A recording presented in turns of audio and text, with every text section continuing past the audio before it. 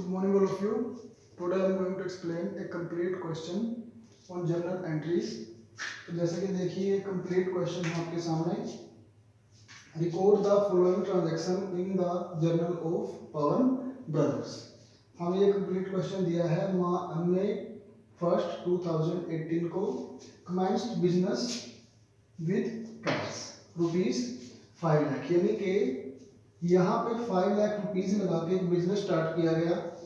Goods 2 मई को क्या है, goods purchase from Mohan for cash rupees 50,000, यानी कि हमने क्या किया, मोहन से गुड्स परचेज की, कितने की, 50,000 की. Third, goods purchase from Ajay rupees 1,20,000, यानी कि हमने अजय से एक गुड्स परचेज की 1,20,000 की. Goods return to Ajay rupees 5,000, यानी कि जो अजय है हमने उसको एक गुड्स रिटर्न कर दी, कितने का अमाउंट, 5,000 रुपीज का अमाउंट हमने उसको रिटर्न कर दिया ड्यू टू एनी फॉल्ट. तो ये कंप्लीट क्वेश्चन है. तो यहाँ पे जर्नल ऑफ पवन ब्रदर्स, यानी कि हम पवन ब्रदर्स का जर्नल अभी तैयार करेंगे. तो देखिए हमने क्या किया था, फॉर्मेट किया था, हम एंट्री कैसे डालते हैं जर्नल एंट्रीज. तो इसमें सबसे पहले क्या होता है, डेट, उसके बाद पर्टिकुलर जिसमें एंट्री आएगी, लेजर फोलियो नंबर अगर दिया है तो लिख देंगे, क्वेश्चन में नहीं दिया तो इसको ऐसे ही ब्लैंक छोड़ देंगे. डेबिट अमाउंट, क्रेडिट अमाउंट, और हमारे क्या है, रुपीज हैं. क्वेश्चन में हमें क्या है, दिए हैं ये रुपीज, तो रुपीज के साइन है तो ये अमाउंट में डाल देंगे कि कौन सा अमाउंट है, रुपीज में है.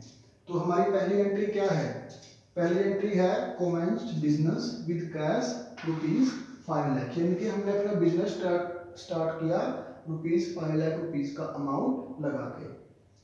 तो जब भी हम अपना बिजनेस स्टार्ट करेंगे तो उस अमाउंट को हम क्या बोलते हैं, कैपिटल. क्या बोलते हैं उसको, कैपिटल. तो यहाँ पे हमारे बिजनेस में अमाउंट आएगा, हमने कितना अमाउंट इंट्रोड्यूस किया, 5 लाख रुपीज, तो हमारे बिजनेस में 5 लाख रुपीज आए हैं. और जब भी हमारे बिजनेस में कोई अमाउंट आएगा कैश का, तो उसको हम क्या करते थे, डेबिट. हमने एक रूल किया था रियल अकाउंट का, debit what comes in, credit what goes out. तो एंट्री क्या बन जाएगी, कब की है ये, मई 1st 2018, मई 1st 2018. एंट्री क्या बन जाएगी, cash account debit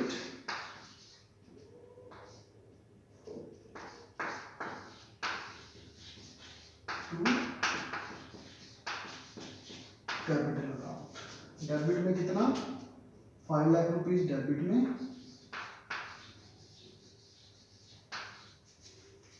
5 lakh rupees credit में. अब यहाँ पे देखो हमें इनके साथ रुपीज का साइन डालने की जरूरत नहीं है, क्योंकि हमने पहले ही मेंशन कर दिया कि ये क्या है, अमाउंट रुपीज में है. अब इसकी हम डालेंगे नरेशन, ठीक है, क्या डालेंगे इसमें, नरेशन. तो अमाउंट इसमें नरेशन डाल देंगे,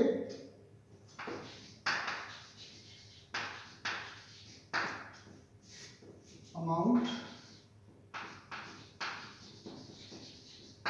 गो इन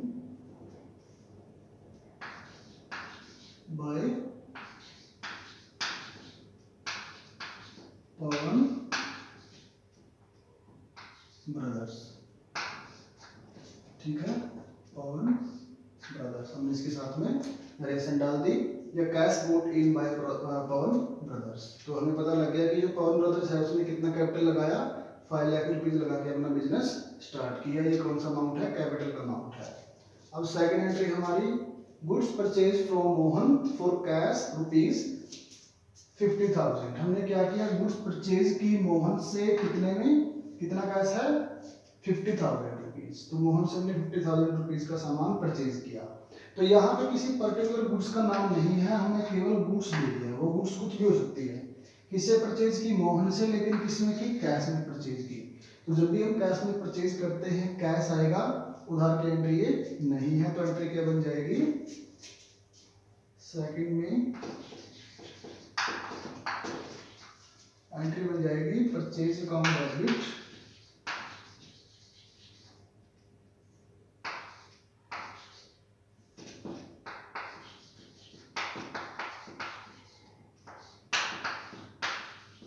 to cash account, purchase account debit to cash account. तो यहाँ पे कितना अमाउंट है, 50,000 डेबिट में, 50,000 क्रेडिट में, ठीक है। ऐसे इसकी नरेशन लिख देंगे। नरेशन क्या लिखेंगे इसकी, purchase goods purchase from Mohan, goods purchase from Mohan for cash. तो हमने साथ में इसकी नरेशन भी डाल दी। Third entry, money third, and third entry क्या है, goods purchased from Ajay rupees 1,20,000। अब देखो हमने अजय से गुड्स परचेज की, अजय से हमने गुड्स परचेज की, वही चीज कि हमने गुड्स परचेज की लेकिन उस गुड्स का नाम नहीं है, गुड्स कुछ भी हो सकती है। जो गुड्स हमने परचेज किए जैसे वो कैश में नहीं की, इसका मतलब वो किसकी एंट्री है, क्रेडिट एंट्री है, उधार एंट्री है, ठीक है। उधार की एंट्री है। कितने का अमाउंट है, 1,20,000 का। इतने का सामान हमने अजय से परचेज कर लिया, ठीक है। तो एंट्री क्या बन जाएगी, purchase account debit to Ajay,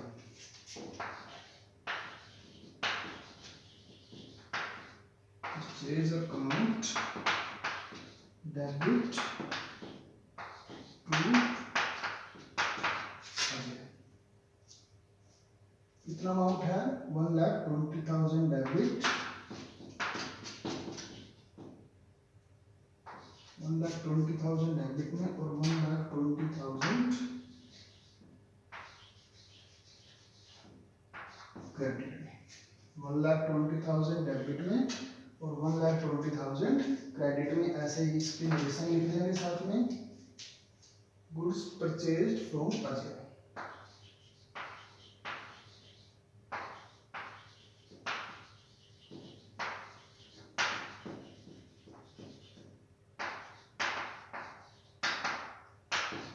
goods purchased from Ajay.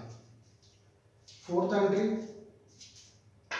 Goods return to Ajay ₹5,000, यानी कि हमने अजय से जो 1,20,000 का सामान परचेज किया था उसमें से 5,000 का हमने उसको रिटर्न कर दिया, अजय को वापस कर दिया। क्यों कर दिया, उसके अंदर कोई ना कोई फॉल्ट था, कमी थी, उसकी कमी के कारण हमने उसको सामान वापस कर दिया। तो एंट्री क्या बन जाएगी, एंट्री बन जाएगी हमारे यहाँ पे,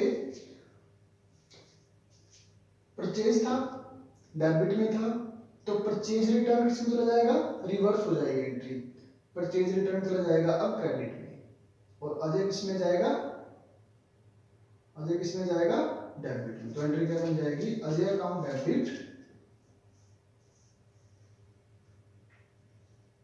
कब की है ये, 4 मई की।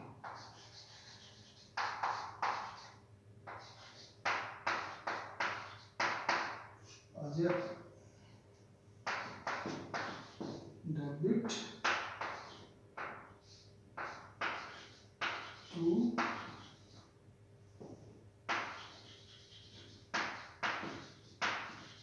Purchase return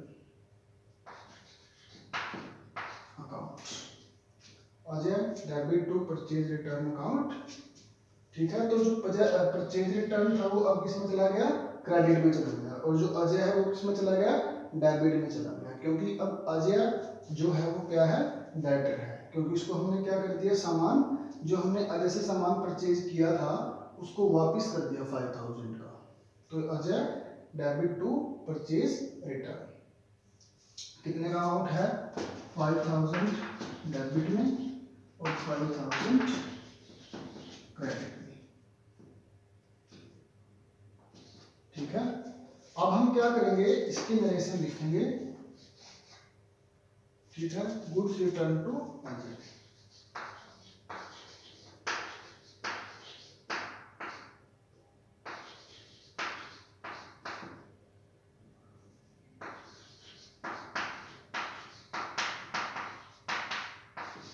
goods return to Ajay, कितना अमाउंट, 5,000, ठीक है।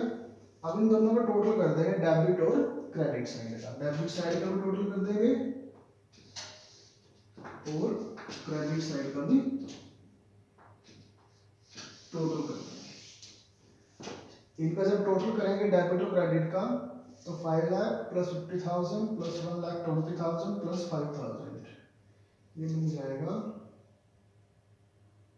6,75,000।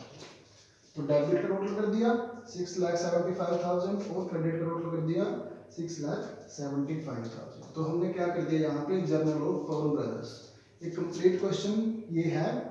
इस कंप्लीट क्वेश्चन में हमने जो जर्नल डाली पवन ब्रदर्स की, जिसमें कंप्लीट एक्सप्लेनेशन है इन चारों एंट्रीज का। तो इनको अच्छे से एक बार रिवाइज कर लीजिए, बहुत ही इंपॉर्टेंट क्वेश्चन है। आगे जितने भी हमारे क्वेश्चन आएंगे वो सारे कंप्लीट इसी फॉर्मेट पे बेस्ड होंगे, ठीक है। तो इनको अच्छे से एक बार क्वेश्चन को रिवाइज करें।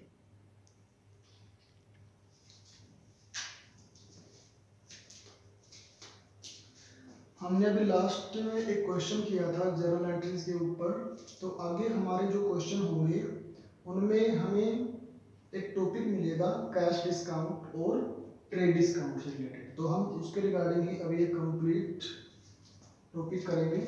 तो देखिए हमें ये एक एग्जांपल दिया है, एक क्वेश्चन है, if a traders sells goods of the list price of ₹20,000, यानी कि अगर एक ट्रेडर्स जो अपना सामान है सेल करता है लिस्ट प्राइस ऑफ, उसका जो लिस्ट प्राइस है वो कितना है 20,000 रुपीज है, एट 10% ट्रेड डिस्काउंट, और उस पर उसको 10% का ट्रेड डिस्काउंट मिलता है, व्यापारिक छूट मिलती है उसको उसके ऊपर, एंड 2% कैश डिस्काउंट, और उसके ऊपर उसको 2% का कैश डिस्काउंट भी मिलता है। सबसे पहले देखिए ट्रेड डिस्काउंट क्या होता है और कैश डिस्काउंट क्या होता है। जो फर्स्ट है ट्रेड डिस्काउंट,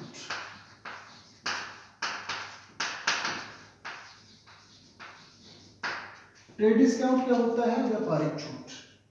ये हमेशा एक फिक्स परसेंटेज से दिया जाएगा, और जो बल्क क्वांटिटी है, यानी कि अगर हम बल्क क्वांटिटी में सामान खरीदते हैं तो तभी हमें ये ट्रेड डिस्काउंट दिया जाएगा, या फिर एक लार्ज क्वांटिटी में जब हम सामान खरीदेंगे तब हमें ये जो डिस्काउंट है दिया जाएगा।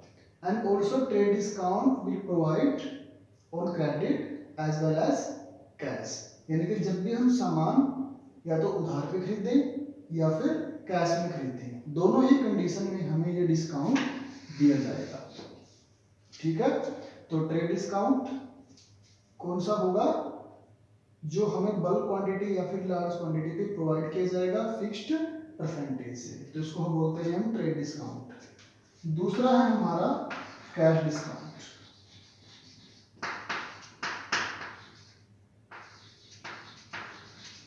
कैश डिस्काउंट हमें क्यों दिया जाता है, ताकि हम जितना जल्दी हो सके उसकी पेमेंट कर दें, यानी कि प्रॉम्प्ट पेमेंट पे और अर्लियर पेमेंट पे हमें ये प्रोवाइड किया जाता है, ताकि वो अपने कस्टमर को मोटिवेट कर सके अर्लियर पेमेंट करने के लिए। यानी कि हमें ये कैश डिस्काउंट दिया जाएगा प्रॉम्प्ट पेमेंट पे, यानी कि अगर हम प्रॉम्प्ट पेमेंट करते हैं तभी हमें ये डिस्काउंट दिया जाएगा।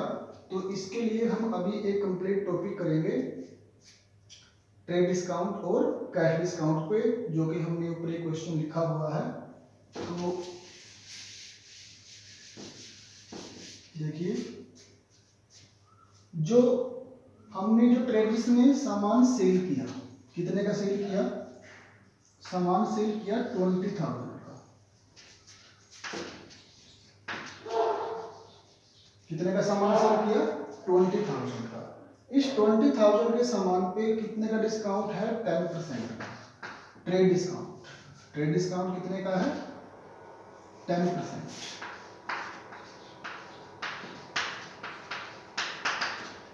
ट्रेड डिस्काउंट कितना है 10%, तो कितना बन गया 2,000। यानी कि ट्रेड डिस्काउंट देने के बाद जो सामान ट्रेडर ने सेल किया था 20,000 का, अब उसकी जो पेमेंट होगी वो कितनी होगी, 20,000 माइनस 2,000, क्योंकि इसकी तो हमें छूट मिल गई, ये तो डिस्काउंट मिल गया, तो पेमेंट कितनी करनी पड़ेगी हम उसको 18,000 की। यानी कि जो सामान उसने 20,000 का सेल किया उसकी उसके रिगार्डिंग उसको कितना अमाउंट रिसीव होगा 18,000, क्योंकि इतना उसने उसको डिस्काउंट ले दिया, ट्रेड डिस्काउंट दे दिया, व्यापारिक छूट दे दी। अब आती है हमारी कैश डिस्काउंट की। कैश डिस्काउंट कितना है, कैश डिस्काउंट है 2%। किस पे लगेगा कैश डिस्काउंट, कैश डिस्काउंट लगेगा 18,000 पे। किस पे लगेगा 18,000, यानी कि ट्रेड डिस्काउंट माइनस करने के बाद जो अमाउंट बचेगा उसके ऊपर क्या लगेगा, हमारा कैश डिस्काउंट लगेगा। तो सामान कितने का था, 18,000 का था, कैश डिस्काउंट कितना है, कैश डिस्काउंट है 2%।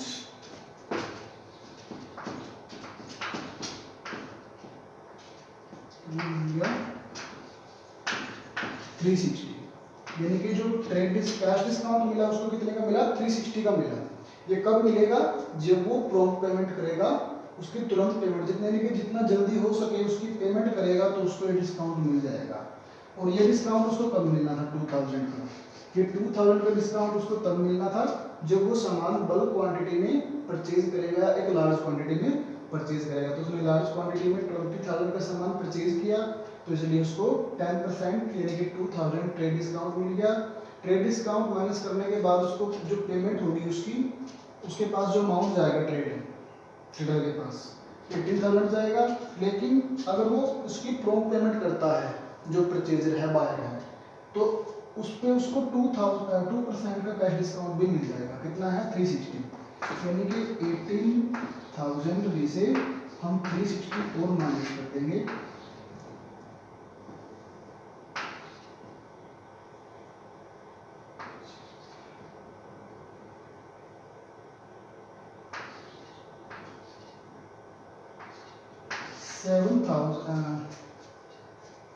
$17,640, यानी कि जो सामान 20,000 का था वो ट्रेड डिस्काउंट और कैश डिस्काउंट माइनस करने के बाद कितने का बच गया, 17,640 को। अब जिसने वो सामान खरीदा था ना उस ट्रेडर से, वो कितने रुपीज की पेमेंट करेगा, इतने रुपीज की पेमेंट करेगा, 17,640 इतने अमाउंट की पेमेंट करेगा, क्योंकि उसको 2 डिस्काउंट रिसीव भी हो चुके थे। ठीक है, तो ये कंप्लीट 2 टॉपिक हैं हमारे, ट्रेड डिस्काउंट और कैश डिस्काउंट। इनसे रिलेटेड ही जो आगे क्वेश्चन आएंगे हमारे वो करेंगे हम, लेकिन उससे पहले आप इन जर्नल एंट्रीज को और जो मैंने ये दोनों टॉपिक करवाए इनको अच्छे से रिवाइज कर लीजिए। थैंक्स।